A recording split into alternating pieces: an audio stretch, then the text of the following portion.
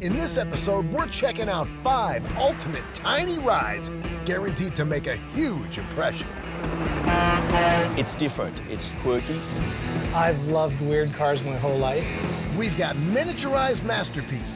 Everything is homemade from scratch. People come up beside you, box you in, taking pictures. Mid-century marvels. Everyone loves it. It's kind of a ludicrous idea. And finding a whole new lane. It can get through traffic faster than any car in history. They might be small, but these micro machines get the biggest smiles. Everyone waves. Feel like you're a part of a royal family driving this. Oh, it's wonderful.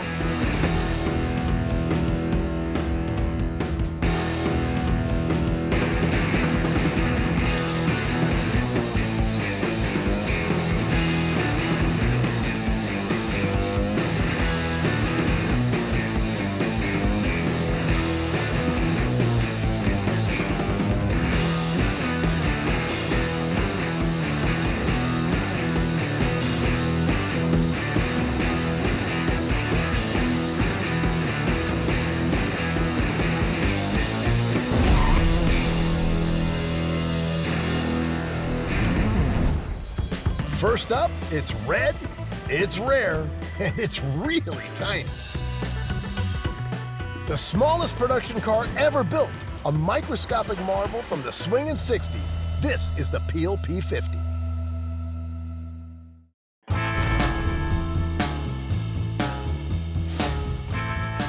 The P50 came out of the Isle of Man, which is a small island between Ireland and England.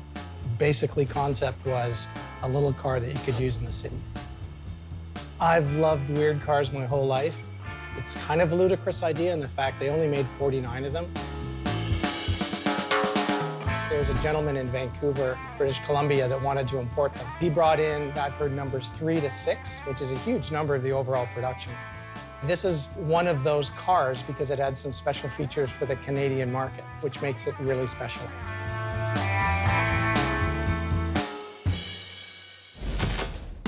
This tiny 3-wheeler is the smallest car ever to go into production. Marketed as big enough for one adult and a shopping bag, it's thought that only 27 remain. And while they originally cost only a few $100s, one of these babies sold in 2016 for a record $176,000. That's no small profit. It's a one-seater, one headlight. I also love how it's 3 wheels. So the back wheel is the one that is driving it with a chain from a little moped engine. And you have to be kind of smart to get in. So you have to bend like this. There you go. Easy as that. Here's the gear shifter, this orange little contraption. It's 3 speeds. There's no reverse because you have to get out of the car and go around to the reversing handle, pick up the car and turn it around and then get back in. Man, that is one hands-on ride. Where on earth did you find this baby? I was just playing online, looking around, and as I was searching, I found this one. It was in Kelowna, British Columbia, 5-6 hours away. I've never really restored a car from the ground up, so this was a great opportunity for me to do that. This gentleman named Windy bought it and brought it home for his son Don 50 years ago, and that's who I bought it from, that family. The hardest part of restoring the car was just finding the parts and waiting months and months and months to get them from England. Once in its life, it had been chopped into a convertible. Luckily, the roof had been kept and put back on, but there was lots of little pieces that had gone missing over that time. We got a new door and had that fitted. Greg sweated to restore this tiny trooper to its former glory, and the pressure's on as the family that used to own it have come back to check out his handiwork.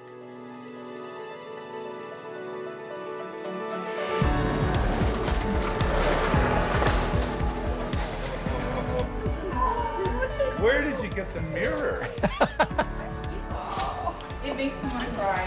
It's so adorable. It looks smaller than I remember. Same seat. Same seat. You just reupholstered Yeah, it. reupholstered, yeah.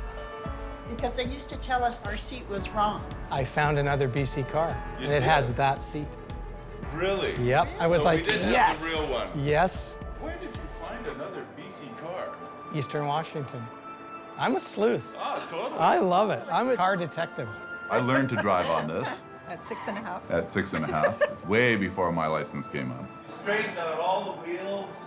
My husband was on his way home from work one day, and he had to pass this secondhand store, and it was sitting on a shelf in the window.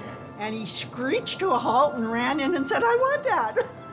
It was payday that day. No groceries, but came home with a car. Yes, no groceries but a car. I don't think you were that happy that day.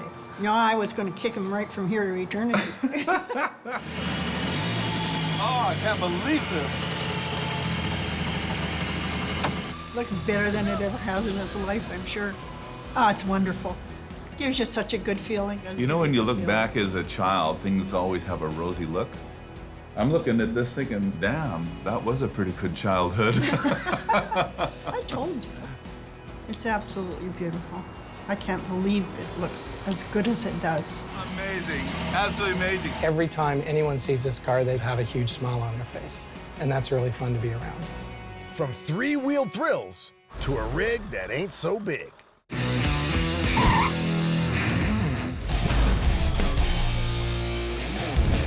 If you're a trucker at heart, but a big rig is just too big, we've got the ride for you. Meet Little Pete.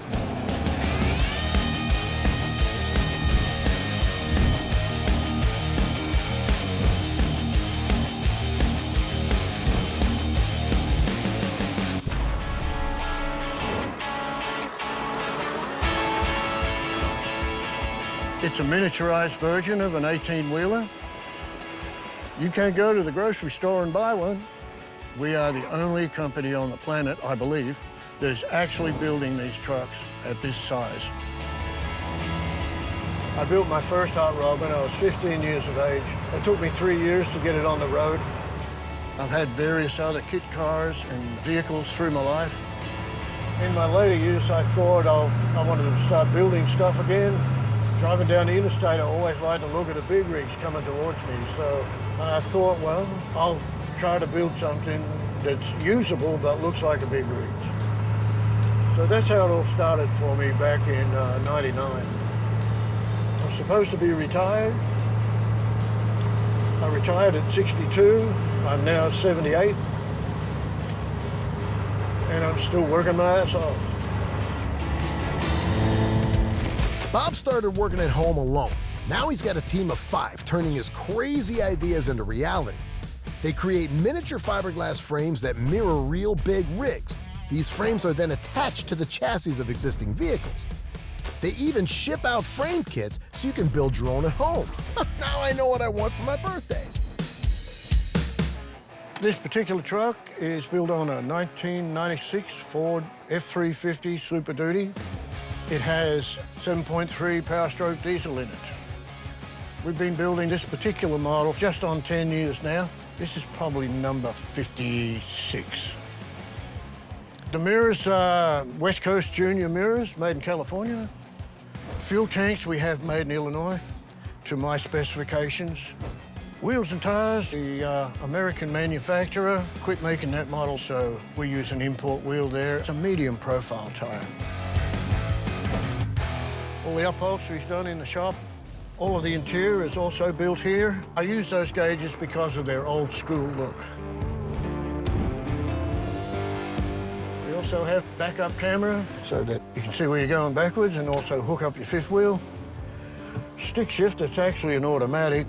The rest of the stuff is all pretty much stock standard.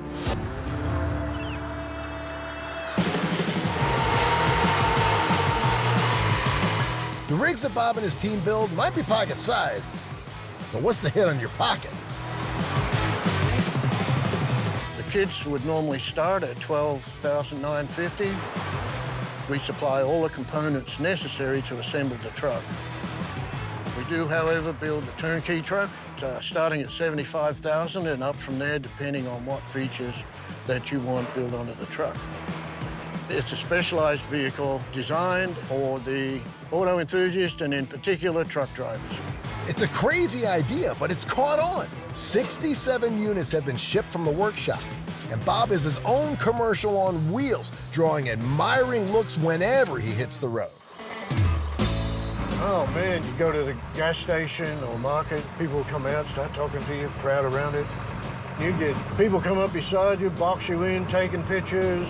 Even full-size truckers are impressed. A friend of mine actually showed me their website, and then ever since then, I've been anything I can find on you guys. Whenever I get one, it's gonna be purple. I just gotta find somebody that can shrink a trailer. Now that I'd like to see. From a little big rig to a compact classic.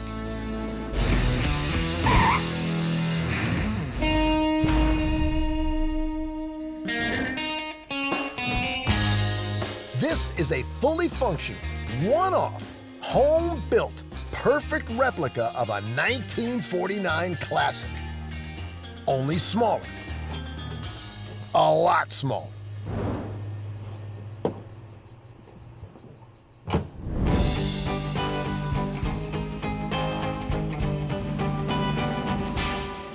This is a 49 Mercury two-door coupe called Rouser.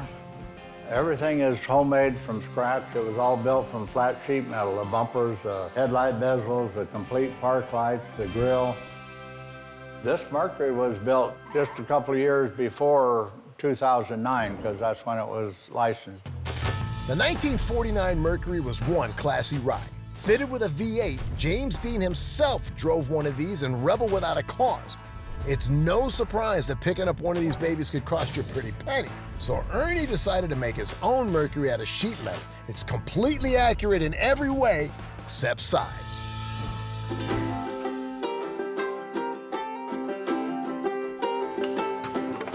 It's got a 1982 Starlet motor in it, which is Toyota, 1290cc. I gotta use a garden tractor battery. It's got a 5-speed transmission. It's got everything the real car had in it. Glove box, radio, heater, defrosters. When it comes to the dash, I've homemade all the knobs and everything. I make all the face for the gauges. I make the steering wheel and the horn rim.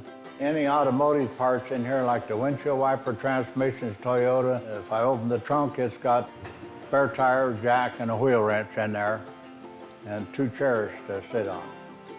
One for me and one for my lady friend. The Mercury is Ernie's pride and joy, but this dude has some serious form when it comes to recreating mini rides. This museum has been running for 8 or 9 years. First off, I built the 1 out of 9 refrigerators, was like a 28 Chevy. Not an exact replica, but that's what it looks most like. It's got a 2-cylinder Onan motor in it with a factory flywheel and clutch and pressure plate and a 3-speed transmission out of a 3-wheel mail cart. This is the part of the refrigerator that went against the wall. The body was nothing but a refrigerator laying down, and I've cut the door in 10-inch pieces to make the top. A car built out of refrigerators? Man, that is cool. Ernie's mini machines are mighty fine, but I suspect there's a pretty large price tag attached to one of these little babies. I haven't sold any of them. They're just not for sale. One fella went to $450,000 to buy this Mercury, but I kept saying it wasn't for sale, and I told him he was just blowing smoke trying to get me to say I would sell it, and he said, "No, sir, I can afford it." That's the biggest offer I've ever had. With his dwarf car museum looking pretty full, there's the not-so-small issue of retirement. I'm finishing up a 1904 Oldsmobile Pie Wagon, but that will be the last one I build. From a mini Mercury to a Dart Down Under.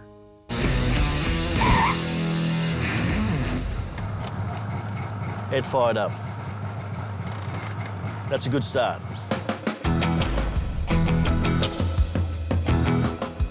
Take a German microcar chassis, slap on a 1959 Australian fiberglass body, and you get something tiny and totally unique.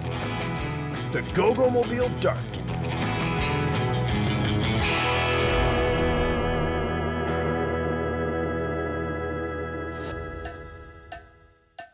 Well, the Go-Go-Mobile Dart's quite special to Australia. Everyone loves it. Everywhere you go, the Go-Go-Mobile is always in favour. When automobile entrepreneur Bill Buckle wanted to stick it to the taxman in the 1950s, he hit upon a cunning plan. To avoid import duties, he shipped just the chassis of popular German microcars, added his own bodies, and selling 700 over 3 years, the Dart hit the mark. And the Buckle Company's vehicle was significantly different to its German cousin.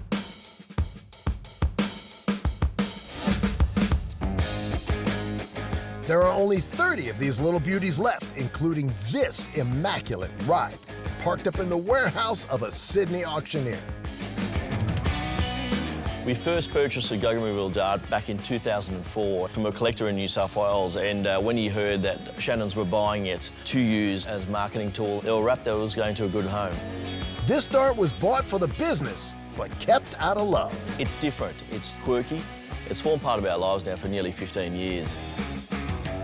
What can we say about the Dart? We've got the bullet mirrors. Very important when you don't have a lot of horsepower. It needs everything it can to help it cut through the wind.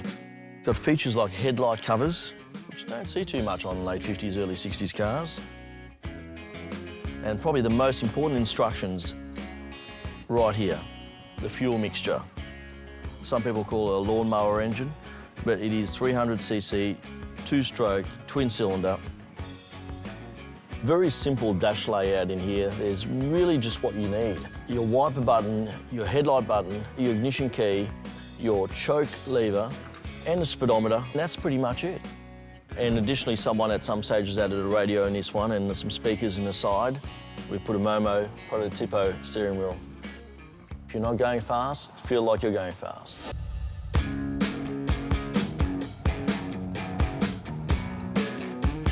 It's quite an experience driving a Go-Go-Mobile. It does feel a bit like a go-kart. You feel very small when you're in traffic. The car is small, but the price tag ain't. You'll need to fork out around 50,000 bucks to go home with a Go-Go. Don't get anywhere fast. 4-speed gearbox. A little bit of getting used to, and you need plenty of time to brake.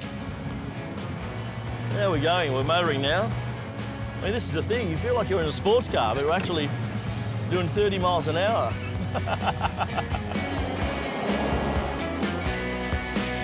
It's quite rewarding, people love it. Everyone waves, feel like you're part of a royal family driving this.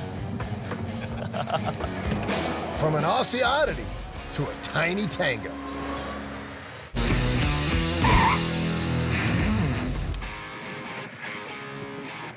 And now, the tiny but ingenious solution to bad traffic. An electric two-seater that's skinnier than many motorcycles.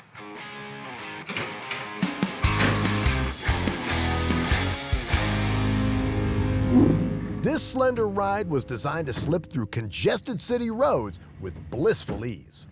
It was based on an idea that I came up with in 1982.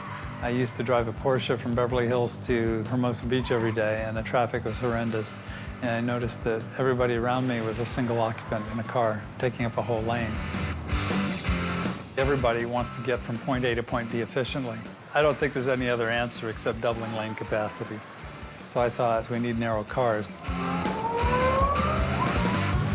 The coolest feature to me is that it can get through traffic faster than any car in history. Same width as a Harley-Davidson motorcycle.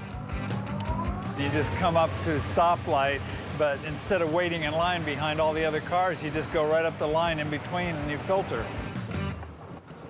On the inside, well, you're right in the center of the car. You know, you're on the driver's side on both sides. It's very convenient. You can look out either window, you've got better visibility, you can see exactly what's happening around you. You can fit 2 people.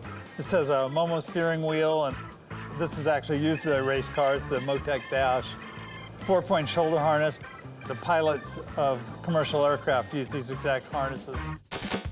Rick started building his compact commuter cars in 1998, but the first ride wasn't road ready until 2005 when it was bought by George Clooney. And where movie stars lead, others always follow. But with a team of just 10, it took Rick 3 more years to complete his next 9 cars. So if you want to join this Tango class, You'll need a little patience and at least 100,000 bucks. The battery box is here. The whole bottom of the car is battery. There's 90 kilowatt hours of battery in there, which will give us about 300 miles of range. Despite its stature, this ride doesn't cut corners when it comes to safety. This is the chassis, and this is the roll cage that is certified by FIA for 200-mile-an-hour race cars. There's about 4 times more impact protection here than there is in a standard production car. To me, this car is safer than any other car on the road. Tiny and safe, but don't be fooled. This Tango is far from sedate. It goes about 150 miles an hour, top speed, and 0 to 60 in 3.2 seconds. So the only way you're getting delayed is by folks who just can't believe their eyes. It's so cool that you got this done. I'm so impressed with you. I mean, that's an amazing thing to go through. This is the ultimate. Why not drive a car that's faster, safer, and more fun to drive than any other car? Start solving traffic congestion. The vision of the future is that most cars on the freeway would be these cars.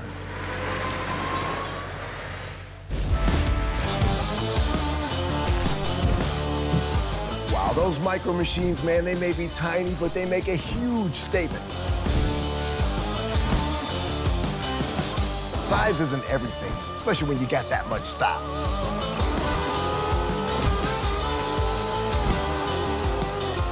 I'll see you next time on Ultimate Rides.